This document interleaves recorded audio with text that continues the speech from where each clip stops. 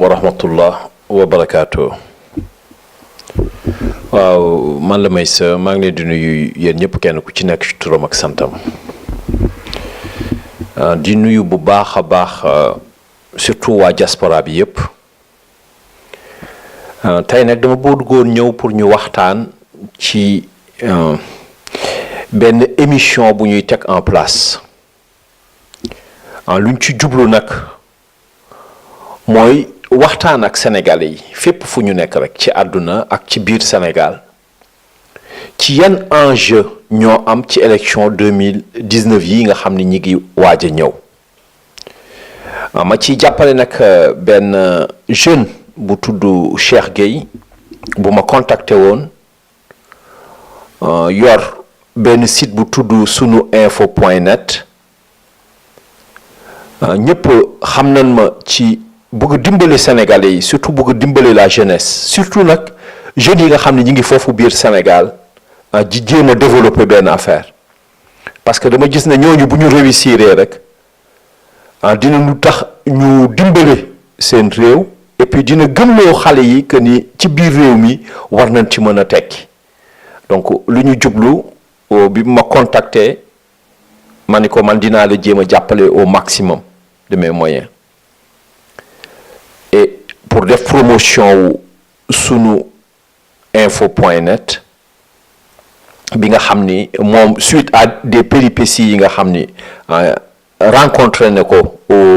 dans sa vie professionnelle moo taxoon moom mu jóg sumb lu mel noonu donc xale yu mel noonu nga xam ni du ñu lâché dara dans tous les cas ñoom dinañu jéem a def dara pour tekki ñooñu danoo jar a dimbale looloo tax nag ñu jóg ensemble ma ni ko kat man dama xalaat ne mën nañu def ñaar pour jéem a atteindre ñaari objectif benn bi mooy jàppale ko moom ba média boobu mu teg taxaw am doole mais beneen bi en même temps ñu informer Sénégalais yi ci enjeux yi nga xam ni dinañ ko war a rencontrer plus tard man damay am habitude di wax ne en programme politique dafa war a taxaw bu nit di ay ne dañoo war a rencontrante war a affronter wu pour ne ñoom ñaar ku ci nekk ne man kat maa gën a dàq dawal oto bi buñ ma ko joxee man dinaa ko dawal fi mu jëm ñun lu ñu war a def mooy laaj leen rek ñoom ñaar est-ce que am nañu permis ban expérience dañu am ci dawal oto nan la ñuy dawalee oto bi bu ñu yeggee virage nan la ñuy teg ci kaw questionnement yooyu ñu leen di poser ñun dinañu mën a def sunu opinion donc ñi taxaw ne dañoo bëgg a jël réew mi dañ leen war a càmbar laaj leen ñoom bu ñu jëlee sunu réew fan lañ ko yóbbu ñoom lan lañu xam ci yorum réew yor réew nan lañ war a doxee lan mooy seen xam-xam loolu yëpp bu ñu demee ñun dinañu mën a jox opinion mais bu ñu taxawee rek ne kii def fi jógee parce que baaxul lépp ñu teg ko ci leen li nga xam ni maanaam ay waxu neen la rek loolu du defar réew li koy defar mooy déjà population bi yépp taxaw di déglu ñi bëgg a laaj réew mi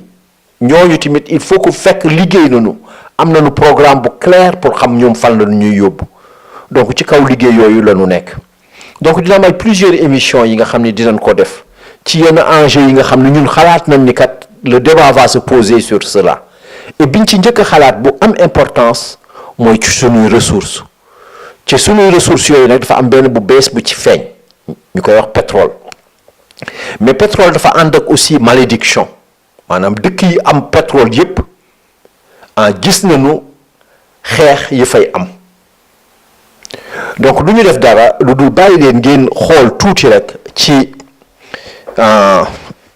sama ordinateur nii ma tegoon leen Euronews ñu xool Libye déjà li fa xew tuuti.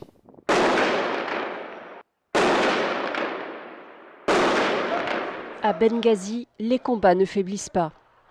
Mardi, les coups de feu retentissaient de manière ininterrompue dans la seconde ville de Libye, à l'est du territoire. Face à face impitoyable entre les forces du gouvernement reconnues par la communauté internationale et les milices islamistes qui contrôlent une part importante du territoire, dont la capitale, Tripoli. Carcasses de voitures et bâtiments calcinés dominent le paysage. Les civils, eux, ont déserté les lieux. Alors que l'ONU tente à Genève de mettre un terme au chaos apparu après la chute de Mouammar Kadhafi en octobre 2011. Mais pour l'instant, les principaux groupes belligérants, dont le général nationaliste Khalifa Haftar, n'ont pas rejoint la table des négociations. Donc dina am ay enjeu yu mag yi nga xam ni ci wàllu pétrole lay doon donc ci wàllu pétrole en débat bi en 2019 ci li nga xam ni war nañ ci waxtaan ak ñi nga xam ni ñoom ñoo yor réew mi en def contrat yi fa nekk ak ñi nga xam ni bëgg nañu jël réew mi aussi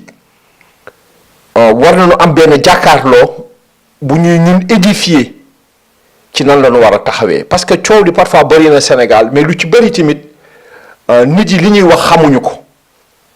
ba tax na population bi ci boppam dafay réer et comme ni ma koy waxee rek réew kenn du ko yor ci kii dafa mere kii murit la wala kii tiijaan la wala ci ay considération yi nga xam ne daal du def suñu unité réew ba pare kiñ koy jox duñu xam mooy kan donc li ñu war a joxe sunu réew dafa fekk kiñ koy jox moom war nañu benn melokaan bi nga xam ni kat dina mën a dal sunu xel nit nag dafay soppaliku moo tax tamit ci sunu xalaat ñun ñu xalaat ne une équipe moo ko war a mën a def et malheureusement Sénégal kenn rek lan ñuy wax dañuy wax diw moo baax mais ñun dëkk ñoo diw ñun xamuñu kan mooy diw daf ñu war a wan déjà moom li muy jëf mais avec une équipe donc ci sama xalaat parce que orientation yooyu tamit dinañ ko jox parce que ñun ñi ñuy waxal mooy population bi jéem leen a conscientiser ci nan la ñu war a tànnee donc ñun ci lu ñu xalaat mooy que ni c'est une équipe d'abord waruñu wax rek diw mais une équipe maintenant dina am toujours un commandant en chef mais kooku ci kaw ni muy manager dinañu xam ne kii kat dina dégloo kii kat am na xam-xam kii kat am na lii luy tax ëllëg mu dal sunu xel pour ñu mën a jox kooku waxtaan boobu ñu war a waxtaan ci pétrole bi nekk benn ressource bu bees bi nga xam ni kenn exploité gu ko dinañu dugg nag sax ci contrat wu concession yi contrat wu partage contrat wu yeneen yi nga xam ne daal réew daf ko war a signer ak ay compagnie yi nga xam ni ñoom ñoo war a ñëw exploiter pétrole boobu lu ñuy demander nag ñi nga xam ni ñoom ñi ngi bëgg yor réew mi ëllëg mooy ñu jéem a dem saytu yooyu yépp jëm càmbar ko xam ci bu baax ay éléments yi nga xam ni kat bu ñu janloo ak ñii nga xam ne tey ñoo fi nekk signer contrat yooyu dinañ leen mën a wax fan la faay yi nekk ba mën ñu édifier ñun ñi nga xam ni population lambda la nu nekk ñu mën a am une vision claire de ce qui se passe parce que comme li ma wax rek bu ñu buggee moytu ëllëg ay fitna ci biir réew mi nanu xoolaate bu baax nu ñuy doxalee et surtout nag ci point bu sensible boobu muy wàllu pétrole parce que wàllu pétrole il faut que mu am benn gestion bu transparente il faut que mu am benn contrôle bi nga xam ni ay yeneen institution yi nga xam ni ñi ngi ci réew mi lu mel ni assemblée nationale bi nga xam ni contre pouvoir la war a nekk encore di wax ne député yi mën ngeen bokk député mën ngeen nekk dans la majorité mais nag am na yenn yi nga xam ne da ngeen ko war a bañ en tant que député parce que vous êtes là pour le peuple vous n'êtes pas là pour parti Macky wala pour keneen vous êtes pour le peuple léegi nag yenn saa yi seen groupe bon ou bien ki nga xam ni moom mooy seen chef de parti parfois dina nekk li nga xam ni day nekk à l'encontre de l'intérêt du Sénégal bu dee loolu yéen ak conviction nekk na ci yéen mais bu keroogee da ngeen koy bañ parce que kooku da ngeen ko bëgg a dimbale ne ko lii nga bëgg a teg baaxul ci réew mi donc ñun duñ ko accepter bañu leen ko mais da ngeen ko bëgg a dimbale ñii ñëw di ànd ak moom ci lépp lu muy wax ba bu xamee buy juum sax ñëpp ànd ci mais loolu yàq la bu doon loolu la rek jarul ñuy def ay groupe kenn rek la ñuy bàyyi mu dem parce que xel moom rek mooy dem benn xel dafa doyul loolu moo tax yéen ñëpp ngeen ànd bokk ay conviction mais cela ne veut pas dire que lépp rek même lu dul dëgg da ngeen ci war a ànd. du loolu moom mooy doxal une démocratie donc yooyu yëpp dinañ ci waxtaanaat bu baax a baax waxtaan ak sénégalais yi jéem leen a échange ak ñoom moytu tamit réseaux sociaux yi nga xam ni nit yi dañ fa toog parfois di wax lu leen neex amul dara li nga xam ni dañ koy argumenter ak ay chiffres amul dara li nga xam ni dañ koy wax wanel ñu dara mais toujours rek benn waaye day jékki-jékki rek wax lu ko neex ñeneen ñëpp ne la da ngay jóg topp kii waaw kii ku ko topp li da nga iñaan wala yu demee noonu xam nga yooyu du waxu nit du loolu Sénégal ñëpp a ko bokk kenn du jóg topp kenn da ngay am benn projet pour le Sénégal ngeen ñëw ngeen waxtaan ci ñi nga xam ne am nañu conviction que ni loolu kat war nañ ci ànd ñu ñëw ànd ci projet boobu nga ñu dem ñi nga xam ni xalaat nañ ne kat lii du yoon wala li nga ko xalaatee ñoom. bokkul ak ñoom seen gis-gis bu keroogee loolu du mën a nekk c'est aussi simple que ça mais li am solo ba am solo mooy ñun ñëpp ñu toog encore xool nu ñuy defaree sunu réew ñu doxal ko parce que réew moomu kat jot na dafa jot ñu defar ko démb damay waxtaan ak sama benn xarit ci nombre de jeunes yi génn Sénégal nekk bitim réew bàyyi Argentine parce que maa ngi doon xool ay audio ay vidéo yi nga xam ni c'était sur l'Argentine ni ñuy sonalee sunu jeunesse bi foofu mais loolu moom moo am en Afrique du Sud loolu moo am en Centrafrique loolu moo am au Maroc loolu moo am en Algérie loolu moo am en Italie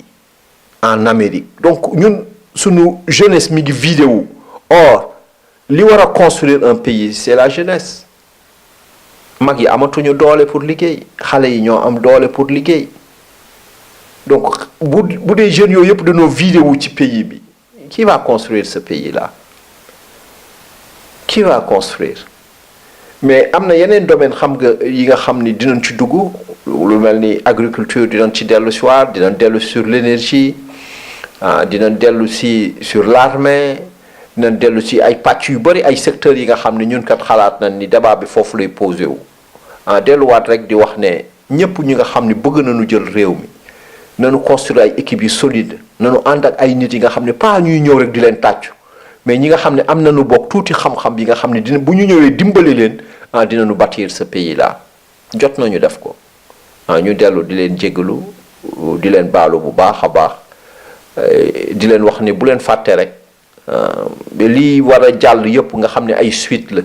ci émission bi sunu info point news benn xale bu xarañ bu bëgg lu muy def bu bëgg liggéey moo koy taxawal tudd Cheikh Gueye nekk foofu ci biir Sénégal donc ci réseaux sociaux yi mi ngi il se bat pour mettre des choses en place donc dem leen xool ko dem leen di fa lire di xool parce que li muy def daal am na solo trop donc ñu partager loolu dolli ko la dolli lu ñun la dolli Sénégal yëpp la dellu di leen baalu àq bu baax a baax di leen baal àq di leen ñaanal ci koor gi di sàkku ci yéen ñaan aussi asalaamaaleykum wa rahmatullah wa barakaatu.